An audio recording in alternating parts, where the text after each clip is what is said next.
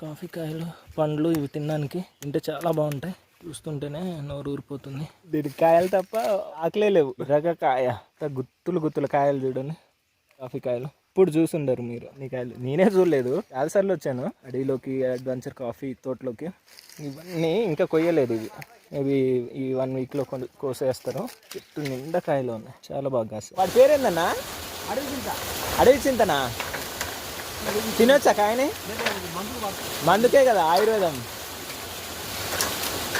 అడవి చింతకాయలు దొరికినాయి అన్న, పోచా ఇక నువ్వు. అడవి చింతకాయలు దొరికినాయి మాకు. తీసుకున్నాడు టైకున్నా, కోతులు తీసినాడు. ఇదిగో